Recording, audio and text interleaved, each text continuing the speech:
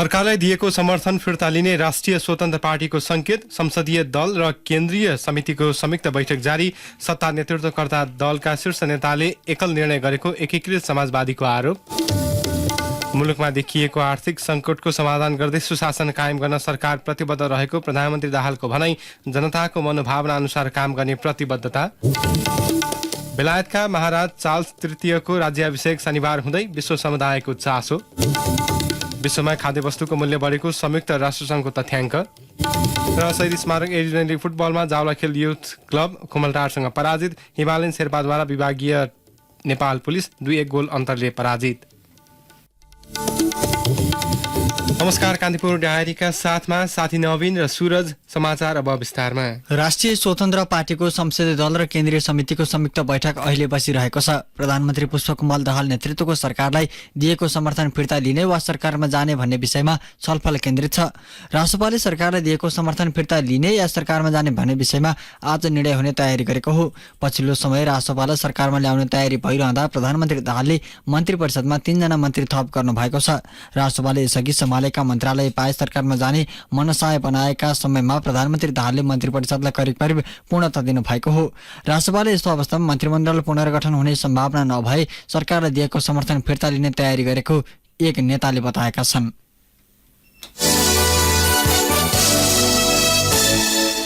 सत्ता समर्थक एकीकृत समाजवादीले नीति निर्माण, सरकार गठन लगायत विषयमा गठबन्धन नेतृत्वकर्ता दलले एकल निर्णय गरेको आरोप लगाएको छ। एकीकृत समाजवादीका प्रवक्ता जगन्नाथ खतिवड़ाले सत्ता गठबन्धन नेतृत्वकर्ता दलको हेपाहा प्रवृत्तिले आफ्नो पार्टीले अवमूल्यन भएको निष्कर्ष निकालेको बताउनुभयो। प्रधानमन्त्री पुष्पकमल दाहाल र कांग्रेस सभापति शेरबहादुर देउवाको व्यवहारमा एकीकृत समाजवादीले असन्तुष्टि जनाएको छ। पछिल्लो समय सरकारको कामप्रति जनताको असन्तुष्टि चुलिरहेका बेला सत्ता समर्थक दल पनि चिडिन थालेपछि सत्ता गठबन्धनको भविष्यलाई लिएर चर्चा हुन थालेका छन्। यद्यपि कांग्रेस र माओवादीको आन्तरिक विश्वास सुदृढ रहे सरकार ढल्ने सम्भावना नरहेको उहाँले बताउनुभयो। प्रधानमन्त्री पुष्पकमल दाहालले मुलुकमा देखिएको आर्थिक संकटको समाधान गर्दै सुशासन कायम गर्न सरकार प्रतिबद्ध रहेको बताउनु भएको छ। पश्चिम नवलपरासीको रामग्राम नगरपालिकाले बुद्ध जयन्तीका अवसरमा आयोजना गरेको कार्यक्रममा प्रधानमन्त्री दाहालले मुलुकमा देखिएको कठिनाइलाई चिर्दै जनताको मनोभावना अनुसार काम गर्ने प्रतिबद्धता जनाउनुभयो। उहाँले भन्नुभयो, देशमा हामी जे जस्तो अप्ठ्यारो स्थितिको सामना गरिरहेका छौँ आर्थिक रूपले, त्यसलाई समाधान गर्ने हिसाबले सुशासन, सामाजिक न्याय र विकास र समृद्धिलाई नयाँ गति दिने हिसाबले सरकार अगाडि बढ्दैछ। बिस्तारै त्यसमा सफलता प्राप्त हुँदै पनि गएको छ। उहाँले बृहत्तर लुम्बिनीको विकासका लागि रामग्राम स्तूपको विशेष महत्व रहेको भन्दै रामग्राम विकास गुरु योजना कार्यान्वयनमा ल्याउने प्रतिबद्धता व्यक्त गर्नुभयो। प्रधानमन्त्री दाहालले कपिलवस्तु स्थित लुम्बिनी, देवदह र रामग्राममा रहेका ऐतिहासिक र पुरातात्विक सम्पदाको संरक्षण गर्न जरुरी रहेको उल्लेख गर्नुभयो। अब कान्तिपुर सविस्तार। कान्तिपुर सविस्तार। बेलायतका महाराज चार्ल्स तृतीयको राज्याभिषेक शनिबार हुँदैछ। आमा महारानी एलिजाबेथ तृतीयको गत सेप्टेम्बरमा निधन भएपछि राजा बनेका चार्ल्सको राज्याभिषेक गर्न लागि हो। राजासहित बेलायती परम्परा अनुसार चार्ल्स पत्नी क्यामिलाको पनि क्वीन कन्सोर्ट अर्थात् रानीका रूपमा राज्याभिषेक गरिनेछ। बेलायती जनताको आस्था, परम्परा र समुदायको प्रतिनिधित्व गर्दै आधुनिक बेलायतको महाराजाको राज्याभिषेकलाई विश्व समुदायले चासोपूर्वक हेरेको छ। वेस्टमिनिस्टर एबीमा राष्ट्रिय परेडपछि महाराज चार्ल्स र रानी क्यामिलाले बकिङहम प्यालेसमा आयोजित समारोहमा सहभागी हुनेछन्। राज्याभिषेकसँगै चार्ल्स चर्च अफ इङ्ग्ल्यान्डको प्रमुख बन्नेछन्। राज्याभिषेकको सबैभन्दा महत्वपूर्ण प्रक्रिया भनेको मुकुट पहिरनलाई लिइन्छ। सो एङ्ग्लियन धार्मिक अनुष्ठान आर्च बिशप अफ क्यान्टरबरीले गर्नेछन्। सन् 1961 देखि बेलायती राजतन्त्रको प्रतीकका रूपमा रहिआएको सुनको मुकुट राज्याभिषेकको समयमा मात्रै पहिरिने परम्परा छ। 22 क्यारेटको सुनबाट बनेको 360 वर्ष पुरानो मुकुट झण्डै 2.5 किलो वजनको छ। नीलम, माणिक जस्ता बहुमूल्य 444 रत्न जडित मुकुट सार्वजनिक रूपमा 70 वर्षपछि प्रदर्शन हुनेछ। सो मुकुट पहिरिने राजा चार्ल्स 7औं व्यक्ति हुनेछन्। राज्याभिषेकमा सुन्तला, गुलाब, दालचिनी, कस्तुरी र एम्बरग्रिसको तेलको मिश्रणबाट बनेको अत्तरले नयाँ राजाको अभिषेक गरिनेछ। बहाई, बौद्ध, हिन्दू, जैन, यहुदी, शिया र सुन्नी मुस्लिम, सिख तथा पारसी समुदायका धार्मिक गुरुहरूले राज्याभिषेकमा पहिलो प्रक्रिया पूरा गर्नेछन्। राजा चार्ल्स 56 स्वतन्त्र राष्ट्रमण्डलको औपचारिक प्रमुख बन्नेछन्। राजा बनेसँगै राज संस्थाको सबै सम्पत्ति चार्ल्सले प्राप्त गर्नेछन्। 42 अर्ब डलरको साम्राज्य प्राप्त गर्दै राजा चार्ल्सलाई 7 दरबार, 10 महल, 12 घर, 56 कटेज र 14 पुरातात्विक सम्पदाको स्वामित्व प्राप्त हुनेछ। बेलायत सरकारका तर्फबाट 203 मुलुकका उच्चपदस्थ 2200 अतिथिले सो समारोहमा सहभागिता जनाउँदैछन्। नेपालका तर्फबाट परराष्ट्र मन्त्री एनपी साउद राज्याभिषेक र त्यसपछिका रिसेप्सनमा सहभागी हुने गरी बेलायत जानु भएको छ। राष्ट्रपति रामचन्द्र पौडेल बिरामी परेपछि परराष्ट्र मन्त्रीलाई बेलायत पठाउने सरकारले निर्णय गरेको हो। अमेरिकाका राष्ट्रपति जो बाइडेनले समारोहमा सहभागिता नजनाउने भएपछि आलोचना समेत भएको छ। यद्यपि केही समयमा बेलायतको औपचारिक भ्रमणमा जाने स्पष्ट पारेका बाइडेनको प्रतिनिधित्व गर्दै अमेरिकाकी प्रथम महिला जिल बाइडेन लन्डन जाने निश्चितको छ। 21औं शताब्दीको पहिलो बेलायती राज्याभिषेक सन् 1066 पछि वेस्टमिनिस्टर एबीमा हुने 40औं हुनेछ। बेलायतको संवैधानिक राजतन्त्रमा राजपरिवारका सदस्यहरूले सामाजिक सेवा र कूटनीतिक सम्बन्धका क्षेत्रमा काम गर्ने गरेका छन्। सन् 1066 मा एन्गो नर्मन्सले राज्य सम्हालेको बेलायतमा सन् 1867 पछि राजगद्दीले सरकार सञ्चालनमा संवैधानिक भूमिका निर्वाह गर्न सुरु गरेको हो। बेलायतमा राजा वा रानीका जेठो सन्तानलाई राजगद्दी सम्हाल्ने जिम्मेवारी दिने गरिन्छ। 1948 नोभेम्बर 14 मा जन्मिएका 74 वर्षीय चार्ल्सलाई बेलायतका युवामाझ राजपरिवारका अस्तित्व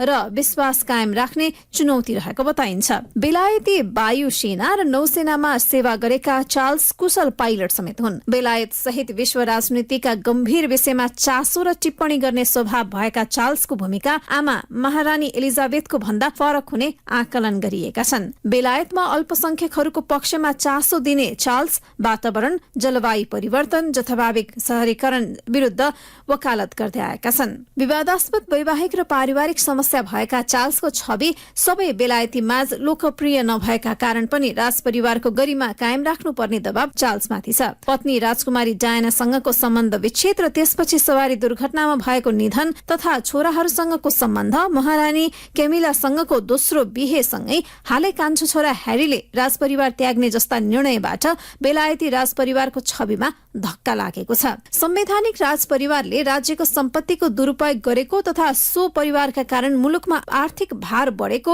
विश्लेषण गर्नेहरूलाई गलत साबित गर्नु चार्ल्सका लागि अर्को चुनौती हो। 71% बेलायती युवाले राजपरिवार प्रति चासो नदिने जस्ता तथ्याङ्कले पनि लोकप्रियता र जनताको मायाका कारण अडिएको बेलायती राजतन्त्रले चुनौतीको सामना गरिरहेको छ। बेलायतमा सन् 1953 मा महारानी एलिजाबेथ द्वितीय पछि 70 वर्षमा हुन लागेको राज्याभिषेक समारोहप्रति नकारात्मक टिप्पणी र धारणा समेत सार्वजनिक भइरहेका छन्। हालै गरिएको एक सर्वेक्षणमा 52% लन्डनवासीले करदाताले तिरेको पैसाबाट भव्य समारोह गर्न आवश्यक नभएको बताएका थिए। महँगीका कारण जनता आजित भइरहँदा कतिपयले यो समारोहप्रति चासो नदिएको अध्ययनले देखाएको छ। राजा चार्ल्सको राज्याभिषेकमा कम्तीमा 1 अर्ब पाउन्ड खर्च हुने अनुमान गरिएको छ। रेडियो कान्तिपुरका लागि दिवा भट्टराई।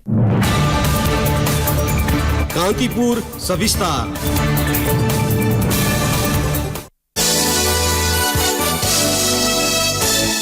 संखुवा सभाको भोटखोला 4 मा सिमरिक एयरको 9NAJZ कल साइनको हेलिकप्टर दुर्घटना हुँदा 1 जनाको मृत्यु भएको छ। 4 जना घाइते भएका छन्। घाइतेमध्ये 3 जनाको अवस्था गम्भीर रहेको नागरिक उड्डयन प्राधिकरणको खोज तथा उद्धार समन्वय केन्द्रले जनाएको छ। 1 जनाको अवस्था सामान्य रहेको छ। आज अपराह्न 1 बजे भोटखोला गाउँपालिका 4 सेप्रुङको हम्मारे डाँडामा हेलिकप्टर दुर्घटना भएको हो। प्राधिकरणको खोज तथा उद्धार समन्वय केन्द्रले विज्ञप्ति जारी गर्दै दुर्घटनामा परि स्थानीय भविन गुरुङको मृत्यु भएको बताएको छ। क्याप्टेन सुरेन्द्र पौडेल पौडेल सहित छिरिङ भोटे मनोज थापा विद्युत प्राधिकरणका कर्मचारी विक्रम शंकर गम्भीर घाइते भएको जनाइएको छ। उनीहरूको शरीरका विभिन्न भागमा चोट लागेको छ। घाइतेमध्ये विक्रम शंकरको जिल्ला अस्पतालमा उपचार हुन नसकेपछि सिमरिक एयरको अर्को हेलिकप्टर मार्फत थप उपचारका लागि काठमाडौँ ल्याइएको छ। क्याप्टेन पौडेल भोटे र थापालाई घटनास्थलबाट उद्धार गरेर काठमाडौँ ल्याइएको छ। सोही जिल्लाको हटिया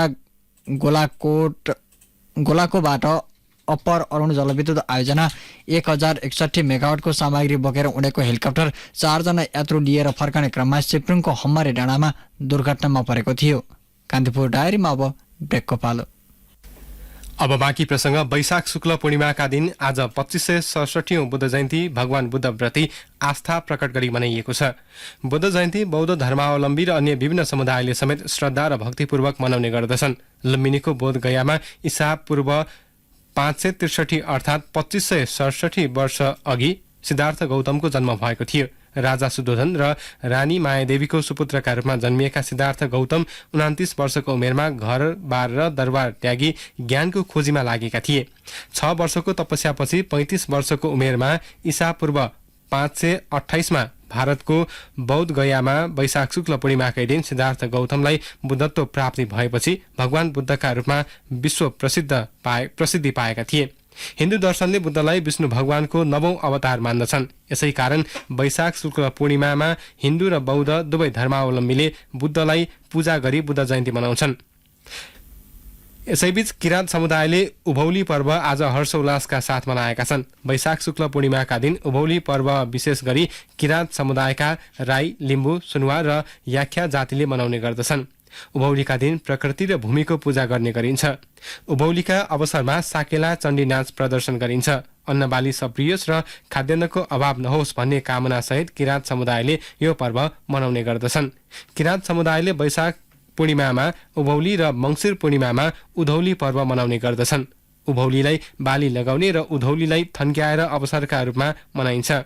उभौली पर्वका अवसरमा किराँत समुदायको मुख्य क्षेत्र नेपालको पूर्वी भाग सहित काठमाडौँ उपत्यका समेत विभिन्न कार्यक्रमको आयोजना गरिएको छ। मिटर ब्याजी पीडितहरूले आफूहरूको मागको सुनवाई नभएसम्म विरोधको कार्यक्रम जारी राख्ने बताएका छन्। तराईका विभिन्न जिल्लाबाट आई काठमाडौँको शान्ति बाटिकामा धरनामा बसेका पीडितहरूले विरोधको कार्यक्रम जारी राख्ने बताएका हुन्।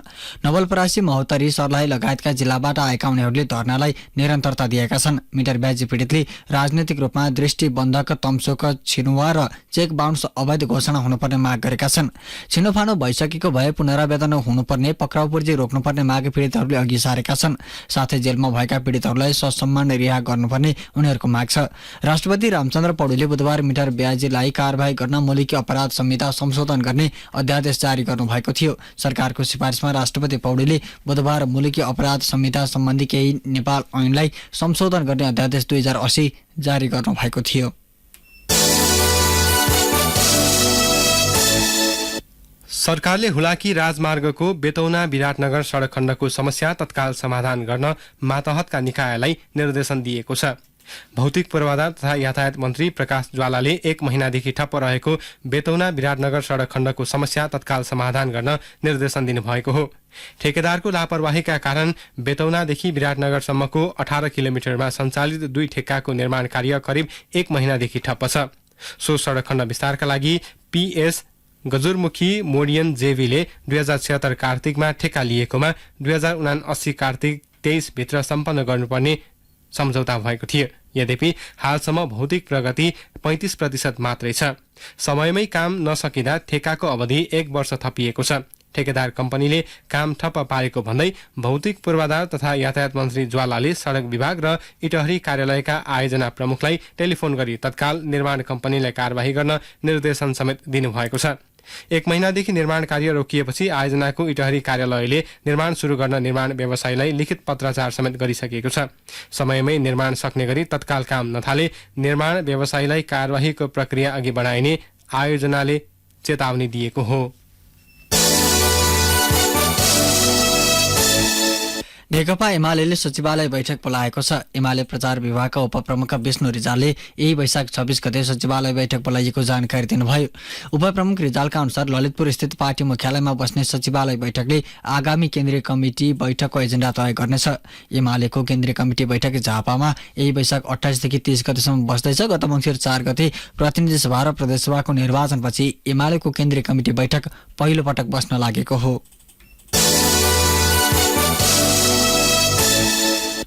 नेपाली कांग्रेस पदाधिकारी बैठकले भ्रातृ संस्था र पार्टीका विभागलाई एक साताभित्रै पूर्णता दिन महामन्त्री द्वयलाई जिम्मेवारी दिएको छ। पार्टी सभापति शेरबहादुर देउवाको निवासमा आज बसेको पदाधिकारी बैठकले एक साताभित्र भ्रातृ संस्था र विभागलाई पूर्णता दिने गरी गृह कार्य गर्न महामन्त्री द्वय गगन थापा र विश्व प्रकाश शर्मालाई जिम्मेवारी दिने निर्णय गरेको सहमहामन्त्री बद्री पाण्डेले जानकारी दिनुभयो। आजको बैठकमा नेवी संघ र तरुण दलका अध्यक्षहरूसँग दुई भ्रातृ संस्थाहरूलाई पूर्णता दिने विषयमा भएका गृह कार्यमा छलफल भएको थियो। दुवै अध्यक्षले तयार पारेको विवरणमा भोलि दुई महामन्त्रीले हेरफेर गरेर आगामी केन्द्रीय समिति बैठकमा प्रस्तुत गर्ने सहमहामन्त्री पाण्डेले जानकारी दिनुभयो। त्यस्तै अन्य भ्रातृ संस्थाहरूलाई पूर्णता दिने विषयमा थप गृह कार्य गर्ने सहमति भएको छ। कांग्रेस केन्द्रीय कार्य समिति बैठक वैशाख 28 र 29 गते बस्दैछ।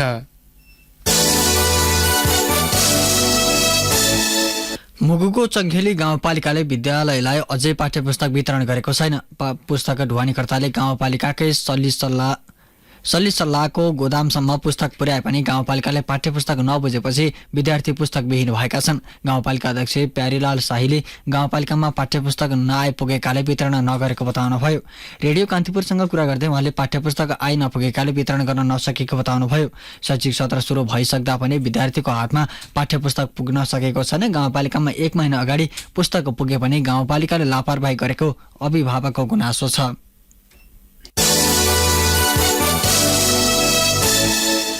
राष्ट्रिय परीक्षा बोर्डले कक्षा 12 को परीक्षामा नन ग्रेडेड प्राप्त गरेका विषयमा ग्रेड वृद्धि परीक्षा दिन पाइने व्यवस्था गरेको छ।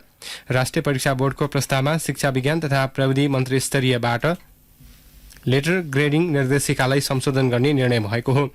बोर्डका अध्यक्ष महाश्रम शर्माले 2 विषयभन्दा बढी जतिसुकै विषयमा नन ग्रेडेड प्राप्त गरेकाले सबै विषयमा ग्रेड वृद्धिको परीक्षामा सम्मिलित हुन पाउने जानकारी दिनुभयो।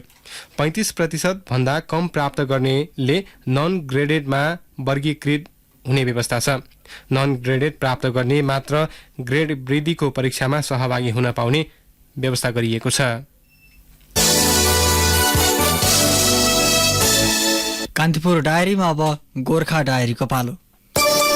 गोर्खा डायरीबाट हरिराम उप्रेतीको नमस्कार। चुम्लुब्री गाउँपालिका 6 को चुम्लिङ र वडा नम्बर 4 को नामरुङमा खाद्यको बिक्री केन्द्र स्थापना भएको छ। वैशाख 3 को आपूर्ति मन्त्रालय र खाद्य व्यवस्था तथा व्यापार कम्पनी बोर्ड बैठकले बिक्री केन्द्र राख्ने निर्णय गरेको हो। नामरुङमा बिक्री केन्द्र स्थापना भएसँगै चुम्लुब्री गाउँपालिका वडा नम्बर 1, 2, 4 र 5 तथा चुम्लिङको बिक्री केन्द्रबाट वडा नम्बर 6 र 7 का बासिन्दालाई सहज हुने अपेक्षा गरिएको छ। यसअघि सिर्दिवासमा रहेको खाद्य डिपो अपायक परेको भन्दै बिक्री केन्द्र स्थापनाको माग हुँदै आएको थियो। बारपाक लाप्राक सडक खण्डको काम अझै सकिएको छैन। बारपाकदेखि कुप्सीपाखा स्थित लाप्राक नयाँ बस्तीसम्मको 13.14 किलोमिटर सडक स्तर उन्नतिका लागि 2077 जेठ 9 गते ठेक्का लागेको थियो। समयमै ठेकदारले काम सम्पन्न नगरेपछि 2080 जेठसम्म म्याद थप भएको छ। ठेक्का लागेको सडकमा स्तर उन्नतिले गति नलिएपछि वडा कार्यालय र स्थानीयले पटक पटक सरकारवाला निकायलाई खबरदारी गरेका छन्। सडक स्तर उन्नति नहुँदा आगामी बर्खाको बेला पनि आउजाउमा सकस थपिने धार्चे गाउँपालिका 4 का वडा अध्यक्ष किसान गुरुङले बताउनुभयो। सडक नबन्दा यात्रुवाहक बस समेत सञ्चालनमा समस्या थपिएको छ। मनासलु संसद क्षेत्र एमक्यापका अनुसार जनवरीमा 51, फेब्रुअरीमा 96 र मार्चमा 1014 विदेशी पर्यटक मनासलु क्षेत्र पुगेका छन्। कोरोना महामारीका कारण गत वर्ष मनासलु पुग्ने पर्यटकको संख्या न्यून थियो। गत वर्षको जनवरीमा 12, फेब्रुअरीमा 38 र मार्चमा 471 विदेशी पर्यटक मनासलु क्षेत्र घुम्नका लागि पुगेको एमक्यापको तथ्याङ्कमा उल्लेख छ। दैनिक सरदर 60 देखि 100 सम्म पर्यटक मनासलु क्षेत्र भित्रिएको मनासलु पर्यटन व्यवस्थापन संयुक्त उपसमितिका अध्यक्ष गणेश कार्कीले बताउनुभयो। गोर्खा दरबारमा 20औं सवा लाख रोट महोत्सव सुरु भएको छ। आयोजक सिद्धाश्रम शक्ति केन्द्रको आयोजनामा 11 दिने महोत्सवको आयोजना गरिएको हो। पहिलो दिन गोर्खा बजारबाट शोभायात्रा सहित गोर्खा दरबार पुगेर गोरखनाथलाई रोट अर्पण गरिएको छ। 11 दिनसम्म सवा लाख रोट गोरखनाथलाई अर्पण गरिनेछ। महोत्सव अवधिभर प्रत्येक दिन विशेष पूजा, हवन, स्तुति, वन्दना लगायतका कार्यक्रम हुनेछन्। महोत्सवले धार्मिक पर्यटन भित्र्याउन सघाउ पुग्ने विश्वास लिएको छ। हवस् त गोर्खा डायरी आजलाई यति नै। हरिराम उप्रेती बिदा हुन्छु। नमस्कार। गोर्खा डायरीपछि कान्तिपुर डायरीमा पुनः ब्रेकको पालो। कान्तिपुर डायरीमा अब आर्थिक प्रसङ्ग। पूर्व अर्थमन्त्रीहरूले आगामी आर्थिक वर्ष 2080-81 को बजेटमा खर्च कटौती गर्न र नयाँ आयोजना थप नगर्न सरकारलाई सुझाव दिएका छन्। व्यावहारिक बजेट तयार गर्न, खर्च कटौतीमा निर्मम बन्न र नयाँ आयोजना थप नगर्न पूर्व अर्थमन्त्रीहरूले सरकारलाई सुझाव दिएका हुन्। अर्थमन्त्री प्रकाश शरण महतले आगामी आर्थिक वर्षको बजेट तयारीका लागि पूर्व अर्थमन्त्रीहरूसँग आज छलफल गर्नुभएको हो। छलफलका क्रममा अर्थमन्त्री महतले अहिलेको जटिल अवस्थालाई सम्बोधन गर्ने गरी बजेट तयार गर्न आफू प्रयासरत रहेको भन्दै सहयोगको अपेक्षा गर्नुभयो। उहाँले पूर्वानुमानको तुलनामा धेरै कम राजस्व उठेको अवस्थामा खर्च कटौती गर्ने, प्राथमिकता प्राप्त आयोजनालाई मात्र बजेट छुट्याउने र निजी क्षेत्रको आत्मविश्वास बढाउन आफू लागि परेको बताउनुभयो। प्रतिफल नदिने आयोजनामा लगानी नगर्ने र तोकिएको समयमै सम्पन्न हुने, कार्यान्वयन तुरुन्तै गर्न सकिने पूर्वाधार आयोजनालाई प्राथमिकता दिने अर्थमन्त्री महतले प्रतिबद्धता जनाउनुभयो। बजेट सम्बन्धी छलफलमा पूर्व अर्थमन्त्रीहरू ज्ञानेन्द्र बहादुर कार्की, प्रकाश चन्द्र लोहनी, युवराज खतेवडा, विष्णु पौडेल र सुरेन्द्र पाण्डे सहभागी हुनुहुन्थ्यो। अब अन्तर्राष्ट्रिय प्रसङ्ग। विश्वमा खाद्य वस्तुको मूल्य बढेको संयुक्त राष्ट्र संघको तथ्याङ्कले देखाएको छ। संयुक्त राष्ट्र खाद्य एजेन्सीका अनुसार विश्व मूल्य सूचकाङ्क अप्रिलमा पहिलो पटक बढेको हो। रुस र युक्रेन युद्धका कारण विश्वमा खाद्य वस्तुको मूल्य उकालो लागेको युएन एजेन्सीको तथ्याङ्कमा उल्लेख छ। सो एजेन्सीले चिनी, मासु र चामलको मूल्य उच्च बनेको जनाएको छ। अनाज, दुग्ध, तरकारी र तेलको मूल्य सूचकाङ्कमा भने गिरावट आएको छ। चिनीको मूल्य सूचकाङ्क मार्चदेखि 17.6% बढेको सो एजेन्सीले उल्लेख गरेको छ, जुन 2011 यताकै उच्च स्तरमा पुगेको हो।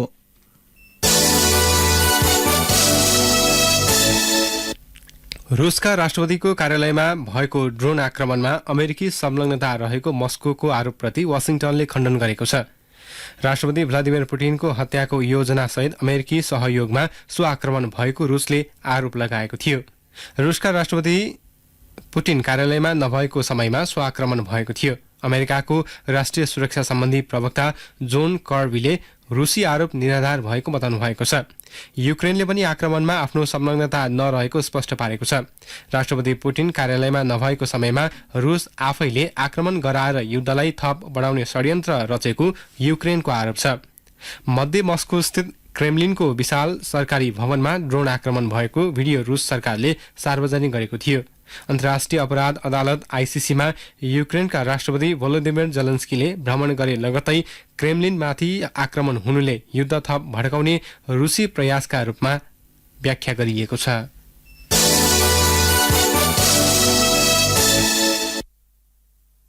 अब एउटा खेल प्रसङ्ग। शहीद स्मारक ए डिभिजन लिग फुटबलमा आज सम्पन्न खेलमा शीर्ष स्थानको जावलाखेल युथ क्लबले कुमलटार फुटबल क्लबलाई पराजित गरेको छ।